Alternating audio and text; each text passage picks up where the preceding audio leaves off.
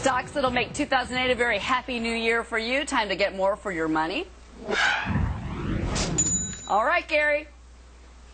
I really like Oracle here. You know, very big company, and earnings and revenues are accelerating even though they're so large. It is the one thing I love in a stock, as well as it's really outperforming the market here. I think it's up a good 25% in '08. You own it? I do not own it yet, but going to. Well, 25%, Gary. You got to get on it. I don't know. Charles, what do you think? You know what, Gary? I like this stock, and I think probably Ellison could be the man of the year in Silicon Valley. He also had that IPO that did very well. But in that space, I happen to like Salesforce.com just a little bit more. What do you like, Charles?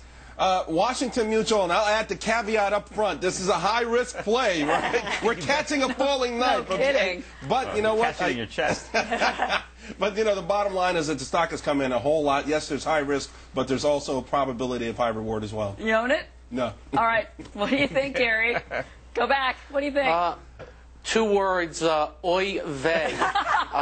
Look, at 30 I said it was going to 20. At 20 I said it's going to 10. I think it'll get bought out at $5 to $7. There's nothing good going on there right now. This from the guy that won't buy Oracle but recommends it. All right, Jill, what do you say? I still like the emerging markets. I know everyone's freaked out about it, but I think next year is going to be another great year for them. ADRE is an exchange-traded fund that we own for our clients and I own personally.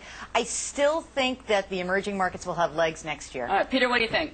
Well, I think emerging markets are going to keep going up. I agree, but don't buy it if you're going to get squeamish. I do think you're going to have some big drops in these markets. I think there are some markets, especially the high flyers. But I mean, I think there's a lot less risk in emerging markets than the Nasdaq. Right. So if you want to take a risk, you're better off doing it there. What do you got for us? Well, I think in general people should stay away from stocks. It's going to be another bad year.